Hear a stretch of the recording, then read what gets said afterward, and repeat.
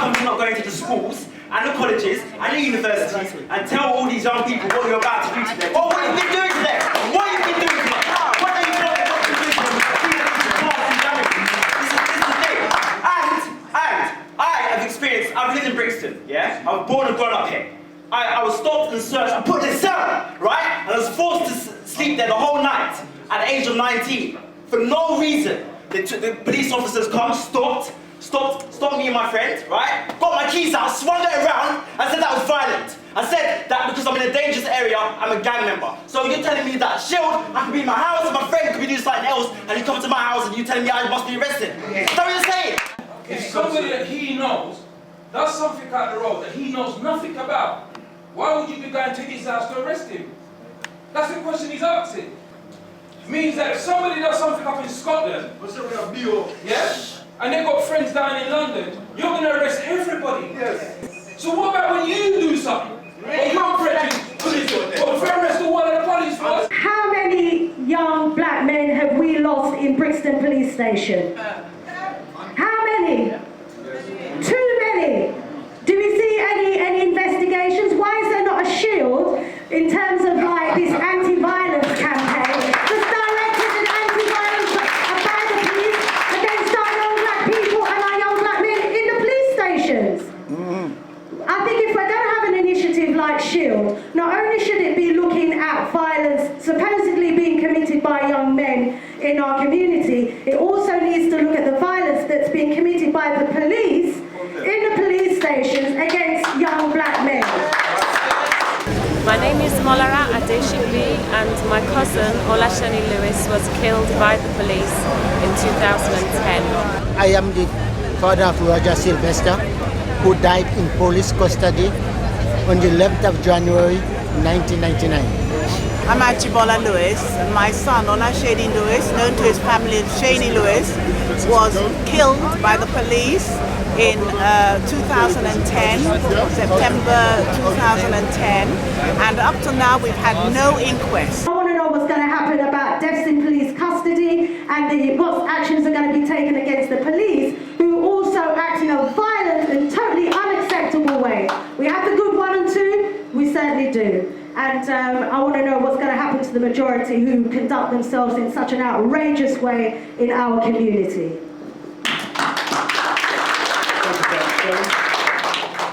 They're a generation who want freedom, justice and equality, and they're willing to pay the ultimate price. Your job and my job is not to allow our babies who have been trained from they were in their mother's womb to be fit into a pipeline from their mother's womb into a jail cell. You and I must understand, our parents from the Caribbean were invited to this country under the guise that the streets were paved with silver and gold, only for us to rebuild this country after the Second World War. And now that that job has been done, and the black population has been increasing so rapidly, they have decided no more of your people should come into this country. Now you need a visa. So let's open up the doors of Europe so we can have Caucasian people come into this country, so we can boost the white population and marginalize the black nation.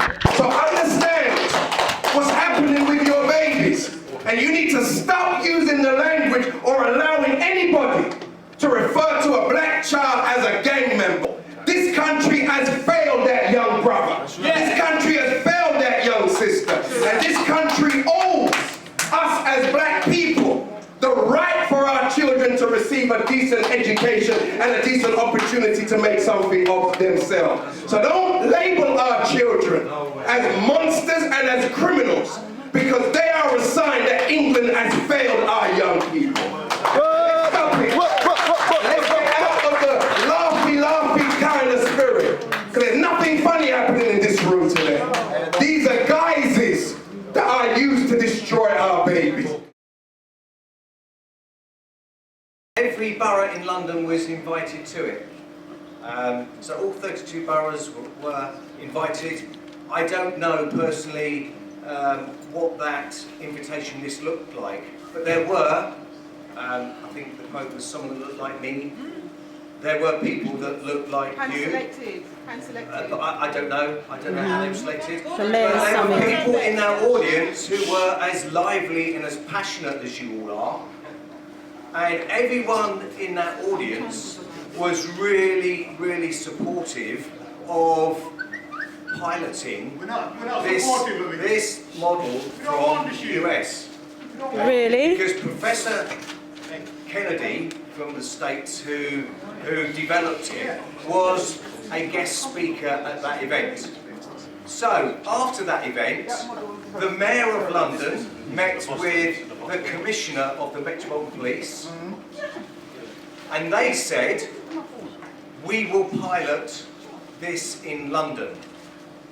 And then they approached us in Lambeth, Right. and the reason why they approached us was really based on what I said right at the outset when I got and spoke an hour and a half ago, which was actually, we are doing a lot of this already.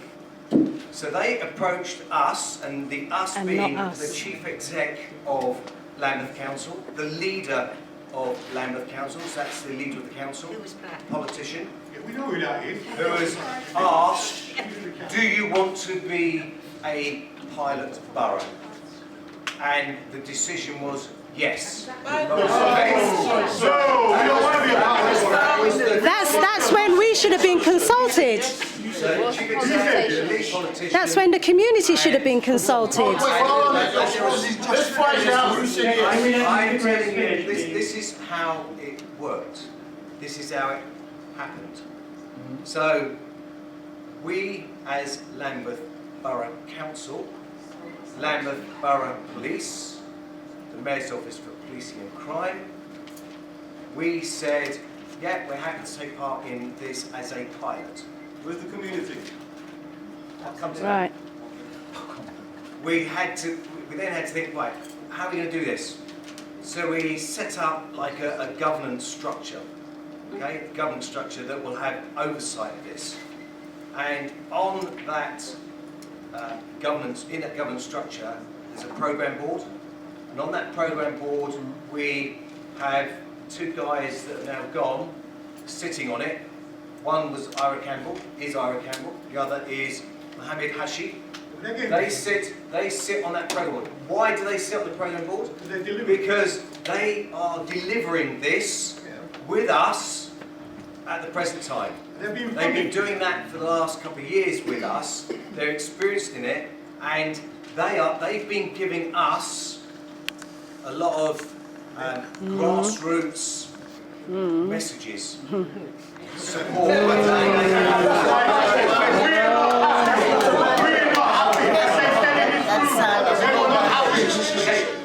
It's a shame they're not here, because I don't think you'd say that when they're here. They're not here. They are on that program. They're on that program. We've got only 10 minutes left. We are one shield. That's the message you need to give us. Carry on, please. Carry on. Finish. They're on that board to almost advise us on what we should and shouldn't be doing, how we approach certain things, and actually we take note of their wise counsel. No, you don't.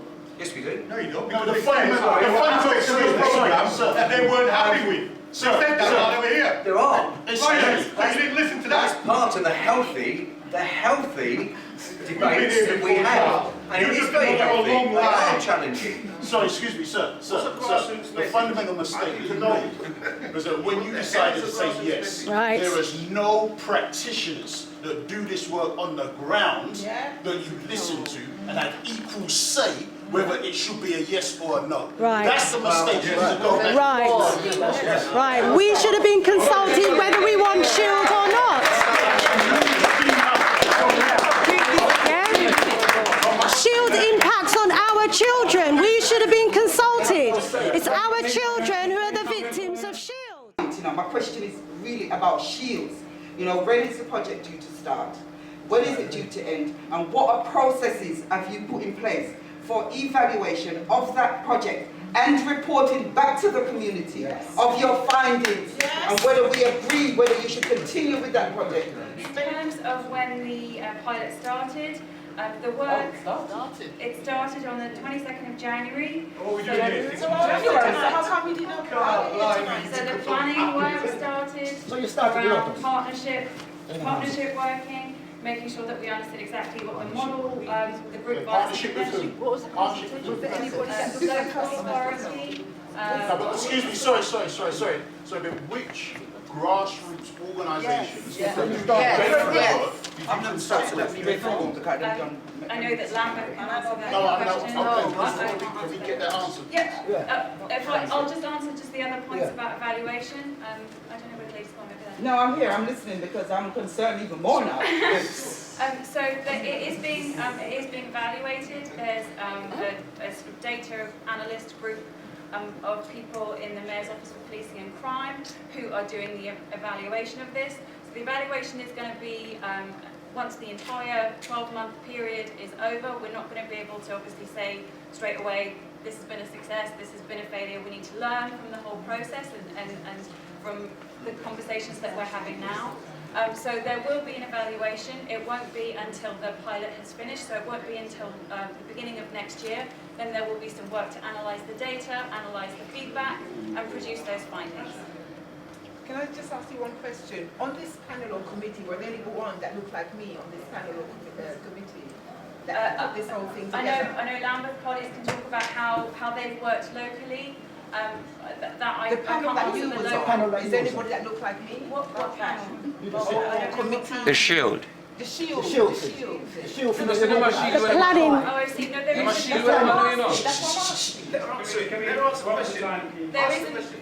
a Shield panel. There's people, representatives from the organisations like MOPAC and Lambeth, the other boroughs, Westminster, Haringey. Were there any Cuban people among those? Did anybody look like me? An African? Answer that question. Of these representatives, any black people? Not elected. Hand-selected. Unselected black people. Was there any? Hand-selected black people. Personally chosen. Specific qualities. That means there's none. Let them stand up and speak. Maybe he can answer. Family. My colleague Owen is just suggesting to talk about the gang summit. That was an event that was held last year on the 2nd of June. There were a whole number of people, community representatives, voluntary community. We're not talking about a community meeting, the planning group, the group that sits down with the representatives from the various agencies that you mentioned. Are any Africans, any black people part of that planning group?